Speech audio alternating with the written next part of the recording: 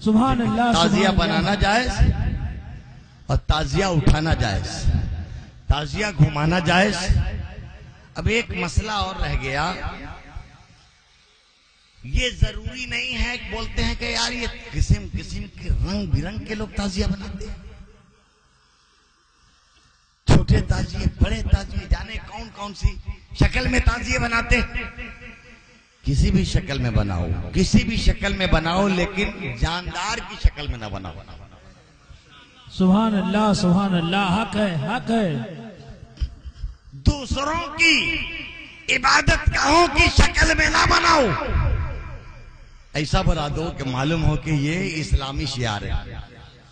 ऐसा मत बनाओ जिससे मालूम हो कि ये मुसलमानों वाला नहीं है, ये गैर मुस्लिमों वाला। ये तो आपको एहतियात करना पड़ेगा। बनाइए, जरूरी नहीं है कि करबला का नक्शा बनाइए, ये जरूरी नहीं है। अगर बनाओ तो बहुत अच्छा है। अगर करबला का हूबहू नक्शा खींच दो तो बहुत अच्छा है। लेकिन अगर हूबहू नक्शा नहीं बनाया, कुछ बना दिया जो शरीयत के मिजाज के खिलाफ नहीं है, कुछ बना दिया, तो भी वो देख करके इमाम हुसैन ही की याद आती है। कुछ बना दिया, कोई इमारत बना दी जो शरीयत के मुखालिफ इमारत नहीं है, लेकिन बनाओगे तो इमाम की याद आती है, इसलिए वो बनाना भी जायज है। मिसाल दे रहा हूं, हाजी साहब खाना काबा गए थे ना, खाने काबा गए थे, हाजरे अस्वद को होठों से चूमा था। ईमानदारी से बताना, होठ से चूमा था, होठ से चूमा था, वहां तक गए थे। अल्हम्दुलिल्लाह, नबी करीम फरमाते हैं कि हजरे अस्वद को जो होठ से चूम लेगा, तो फिर चूमने के बाद हजरे अस्वद गुनाहों को ऐसे खींच लेता है, इतना खींच लेता है, इसके बाद जज्ब कर लेता है, गोया को मां के पेट से आया। नारे तकबीर, नारे तकबीर, नारे रिसालत, नारे रिसालत, दमदार, नारे हैदरी, नारे हैदरी, या हुसैन, या हुसैन। मैं जब पहली मरतबा 2007 में हज करने गया था, तो मैंने 35 मरतबा अपने होठों से खाने काबा के हजर अस्वद को बोसा दिया था। सुभान अल्लाह। दूसरी मरतबा जब हज करने गया था, तो मैंने 21 मरतबा बोसा दिया था। सुभान अल्लाह। और उम्रा करने जब भी जाता हूँ, कोशिश ये होती है कि 20 से ऊपर ही बोसा हो, नीचे ना हो। सुभान अल्लाह, सुभान अल्लाह, सुभान अल्लाह। अल्लाह तौफीक दे तो हर मुसलमान को ये काम करना चाहिए, लेकिन हजारों नहीं, लाखों ऐसे हैं जो करीब पहुंच नहीं पाते, दूर से तवाफ होता है। तो अब जब करीब ना पहुंच पाते हो तो क्या करते हो यार? हजर अस्वद की तरफ हाथ ऐसे करके अपने ही हाथ को चूम लेते हो। क्या तुम्हारा हाथ हजर अस्वद है? हजर अस्वद की तरह है? हजर अस्वद की नकल है? न ये हाथ हजर अस्वद है, न हजर अस्वद की तरह है, न उसकी नकल है। हाथ को हजर अस्वद की तरफ करके हाथ को चूम लिया, गोया हजर अस्वद को चूम लिया।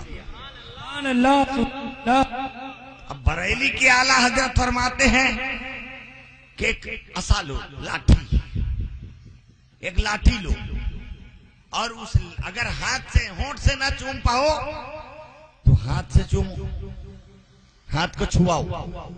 और अगर हाथ भी वहां तक नहीं पहुंच पाता है तो एक असा लो, एक लाठी लो, और लाठी को, असा को हजर अस्वद में टच करके उस लाठी को चूम लो, गोया हजर अस्वद चूम लिया।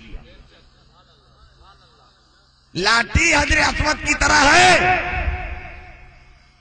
चूमो तो हजर अस्वद चूमने का सवाब मिल जाता है।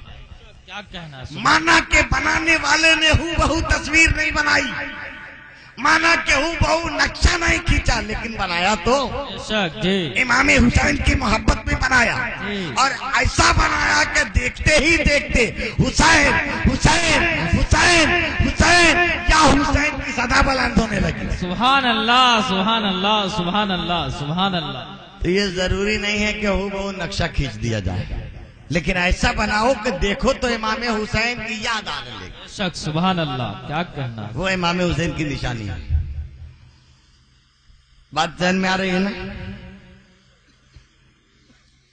अब मौलाना साहब ने एक फतवा और दिया है कि ताजिया तो हराम है ही, ताजिया के साथ ये जो अलम उठाते हैं वो भी हराम। ताजिया तो हराम है ही, ये ताजिया के साथ जो अलम का जुलूस निकालते हो ये अलम उठाना भी हराम। यार अलम ने क्या बिगाड़ा है भैया? अलम का कोई कसूर बताओ। अलम तो रसूलुल्लाह की सुन्नत है। खैबर में रसूलुल्लाह ने अलम मौला अली को दिया। ये अलम उठाना मौला अली की सुन्नत है। जंगे जमल, जंगे सिफ़ीन में मौला अली ने अलम हजरत मोहम्मद बिन हनफिया को दिया। अलम उठाना मोहम्मद बिन हनफिया की सुन्नत है। करबला में अलम इमाम हुसैन ने अब्बास अलमबरदार को दिया। अलम उठाना अब्बास अलमबरदार की सुन्नत है। लेकिन यार एक बात ध्यान में आई, खैबर में अपने खास को, अपने खासुल खास को रसूलुल्लाह ने अलम दिया। ऐसे को दिया जिससे अल्लाह मोहब्बत करता है, जो अल्लाह से मोहब्बत करता है। मौला अली ने जंगे जमल और जंगे सिफ़ीन में अपने खास, अपने शहजादे और अपने बेटे को अलम दिया। करबला में इमाम हुसैन ने अपने खास, अपने भाई अब्बास अलमबरदार को अलम दिया। कि मिजाज क्या मिल रहा है, मैसेज क्या पहुंच रहा है कि ये जो अलम है ये रसूलुल्लाह का अलम है या अली का अलम है या इमाम हुसैन का अलम है। ये वही उठाएंगे जो हुसैन के वफादार, जो हुसैन के वफादार हैं वही अलम उठाएंगे, और जो वफादार नहीं है उनको दिया ही नहीं जाएगा। मैसेज गया ना, मैसेज गया ना कि अब्बास का अलम वही उठाएगा जो अब्बास अलमबरदार की तरह वफादार। अल्लामा अदीब फरमाते हैं, करते हैं सब जिक्र हुसैनी प्यार से घर घर, गली गली नामे यजीदी की रुसवाई, आज भी दर दर गली गली लेके आलम अब्बास का बच्चे कूचा कूचा फिरते हैं। फौजे यजीदी कहीं नहीं है, अली का लश्कर गली गली। नारे तकबीर, नारे रिसाला, नारे हैदरी, नारे हैदरी। याद रखिएगा, याद रखिएगा, जो चीज सुन्नत हो, जो चीज सुन्नत हो वो किसी हाल में कभी भी हराम नहीं होती। जो चीज सुन्नत हो वो हराम नहीं होती है। सुन्नत को हराम नहीं कहा जा सकता। हाँ, अगर उसमें कुछ हराम शामिल हो गया है तो जो हराम शामिल हुआ वही हराम है, आलम हराम नहीं हो सकता। अब एक मसला और हल करके अपनी बात को खत्म कर दे रहा हूं। ये ज्यादातर कुर्सियां खाली हो रही हैं। और मौलाना साहब बताते हैं कि वहां जो आप लोग इमाम चौक बनाते हो ना, बना है ना भाई? खलीफा लोग बोलिए, हर खलीफा का इमाम चौक है ना? मौलाना साहब बोलते हैं कि वो ये जो चौक है इसमें फातिहा देना हराम। ये अजीब फातिहा जो है, ये अजीब फातिहा जो हराम हो गया, वरना कहीं भी दो ये फातिहा अगर मंदिर के सहन में भी दो हराम नहीं होता। मंदिर के सहन में भी बैठकर कोई फातिहा दे, फातिहा हराम नहीं होगा। लेकिन ये अजीब फातिहा मौलाना साहब कह रहे हैं कि इमाम चौक पे अगर फातिहा दिला दिया, इमाम चौक पे जो तबर्रुक पेश कर दिया, जो नियाज के लिए कुछ रख दिया, तो वो भी हराम। यार ये कहां का आराम जाएगा? एक आदमी मेहनत से बना रहा है, पाक कमाई से बना रहा है, हलाल चीज से बना रहा है, पाकी की हालत में बना रहा है, कुरान पढ़ रहा है, दरूद शरीफ पढ़ रहा है, फिर क्यों रहा? रामायण पढ़ा होता तो आप बोल देते, गीता पढ़ दिया होता तो आप बोल देते, लेकिन पढ़ने वाला तो अल्लाह का कलाम पढ़ रहा है, पढ़ने वाला तो नबी पाक पे दरूद पढ़ रहा है, बनाने वाले ने तो शीरीनी बनाई है, तबर्रुक की चीज बनाई है, पाक कमाई से बनाई है। कुरान पढ़ना भी आपके नजदीक हराम है। अच्छा सुनिए, मौलाना साहब से पूछा जाता है, हजरत ये मंदिरों में,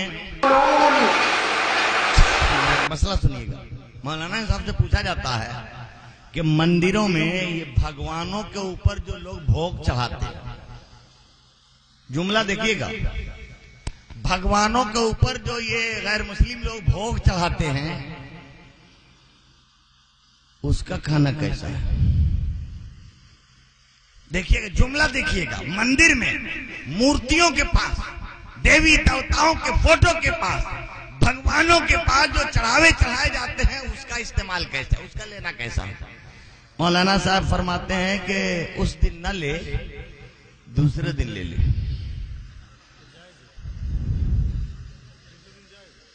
उस दिन न ले, वो कोई चढ़ावा के जो प्रसाद बांटते हैं, वो प्रसाद अगर कोई दे, क्या करो, उस दिन न लो, दूसरे दिन तो दूसरे दिन का मिल जाएगा क्या? उस दिन ना खाए, दूसरे दिन खाए, यानी ताजा ताजा हराम है, बासी बासी जाए। वाह वाह वाह, कुरान पढ़ दिया गया, पाक कमाई से तबर्रुक बना करके उस पे कुरान पढ़ दिया गया, उस पे दरूद शरीफ पढ़ दिया गया, इसाले सवाब इमाम हुसैन के नाम कर दिया गया। अब वो ताजिए का चढ़ावा कहा जाता है, वो हराम। देवी देवताओं का चढ़ावा, मूर्तियों का चढ़ावा, भगवानों का चढ़ावा जायज है। वाह वाह वाह, क्या नजरिया है। मैसेज जा रहा है ना, मैसेज जा रहा है, मैसेज पहुंच रहा है ना। ताजिया बनाना जायज, ताजिया घुमाना जायज, ताजिया उठाना जायज, और ताजिया के पास तबर्रुक ला करके फातिहा करना भी चाहिए। सुभान अल्लाह। नारे तकबीर, नारे रिसाला, नारे हैदरी, हजरत अल्लामा मुफ्ती इसराफिल साहब, दमदा दमदा। हाँ, जो चीज ताजिया से पहले हराम है, शराब हराम है, नापाकी हराम है, मर्दों और औरतों का खल्त मल्त हराम है, तो ये ताजिया से पहले भी हराम है और ताजिया में भी हराम है। जो हराम है वो बाहर भी हराम है, लेकिन ये थोड़े मतलब हुआ कि आप मौलाना हो गए तो सबको हराम। क्या मतलब? ये मुहर्रमुल हराम है इसलिए सब हराम। ये मुहर्रमुल हराम है इसलिए सब हराम। मौलाना साहब धोखा मत खाइए, ये मुहर्रमुल हराम उस वाले हराम के माने में नहीं है जिसमें आपने समझ लिया है। ये अपने हुर्मत, अपनी इज्जत, अपनी अजमत और अपने तकद्दुस, अपनी तहारत के एतबार से ये मुहर्रमुल हराम। अरे तो खाली मुहर्रमुल हराम थोड़े है, कुरान ने कहा है अल बलदुल हराम, मेरे नबी जिस शहर में पैदा हो गए वो शहर भी हुर्मत वाला है, वो शहर भी तकद्दुस वाला है, वो शहर भी तहारत वाला है। शहर मक्का को भी हराम कहा।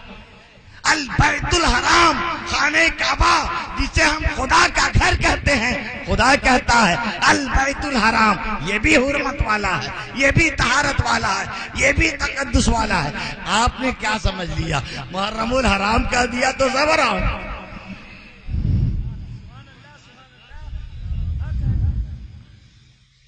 इन्न सफा वल मरवा मिन शाइरिल्लाह, अल्लाह की जो निशानी है जिसे देखो तो। हाँ, ये देखो ढोल लेके आ गया, ढोल लेके आ गया कि ढोल बजाना कैसा।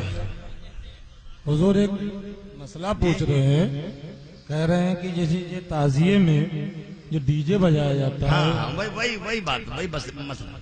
देखिए डीजे से ताजिया में नहीं बजाया जाता है ना, आपकी बेटी की शादी में भी तो बजाया जाता है। वहां आप नहीं लगाते हो कि ये शादी हराम। कभी कोई मौलाना साहब को निकाह का पैसा मिलेगा इसलिए वो जाएगा। डीजे तो आपकी शादी में भी बजाया जाता है। फतवा दीजिए ना कि वो शादी भी हराम। याद रखिए, याद रखिए, जो चीज हराम है वही हराम।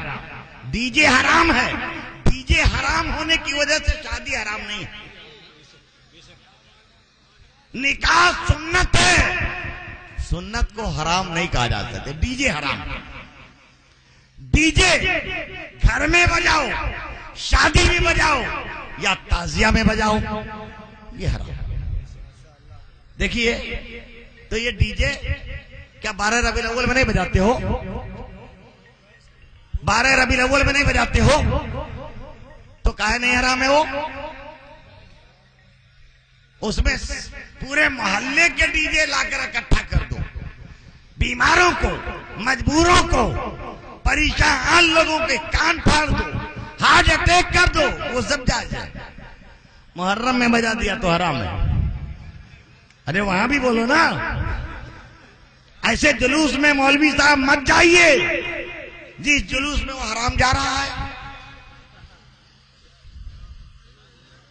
मैसेज लीजिए, मैसेज देखिए, मैसेज लीजिए, मैसेज लेकर जाइए, मैसेज लेकर जाइए। अल्लाह के नबी ने इरशाद फरमाया कि निकाह को, जो निकाह होता है ना, निकाह को दफ बजा करके ऐलान करो। जब निकाह होता है ना मुसलमानों के घरों में, अल्लाह के नबी का हुक्म है कि दफ बजाओ। दफ, दफ किसे कहते हैं? एक तरफ से जो ढोल मड़ी हो, एक तरफ से जो ढोल मड़ी हो, दूसरी तरफ से ना मड़ी हो, उसको दफ बोलते हैं। फरमाते हैं कि दफ बजा करके निकाह का ऐलान करो, ताकि वो जो चुप चुप वाला होता है ना, वो गड़बड़ वाला होता है। वो जो चुप चुप हो जाता है ना, तो कहीं ना कहीं उसमें फॉल्ट रहता है। ताकि हलाल निकाह में और वो गलत वाले निकाह में फर्क हो जाए। हदीस शरीफ, एक किताब दीजिए। देखिए मैंने इसमें पूरे ढोल का मसला लिख दिया, ऐलान की नीयत से कि ताजिया अपने मकाम से उठ गया, अब दूसरे मकाम पे जा रहा है, ऐलान के लिए उतने बजाना जायज है जिससे ऐलान हो जाए। अब डॉक्टर साहब ने लिख दिया कि ये 10 है कैप्सूल का, ये पत्ता है पूरा, 10 दिन आपको खाना है, और एक ही टाइम सब खा लीजिएगा तो क्या होगा? तो अब तो सीधे कब्रिस्तान में नजर आएंगे आप, गलत हो जाएगा ना। ऐसे ही नबी ने फरमाया है, रसूलुल्लाह का हुक्म है कि दफ बजा करके अपने निकाहों का ऐलान करो। बहार शरीयत खलीफे आला हजरत मौलाना मुफ्ती अमजद अली घोसी शरीफ बहार शरीयत जिल्द नंबर 16 में फरमाते हैं कि शहरी में रोजादारों को जगाने के लिए, शहरी में रोजादारों को बजाने के लिए बजाना जायज है। सुभान अल्लाह, सुभान अल्लाह। यार तो हराम होता तो क्यों जायज है? आप बजाओ तो जायज, और खलीफा साहब बजा दे तो हराम।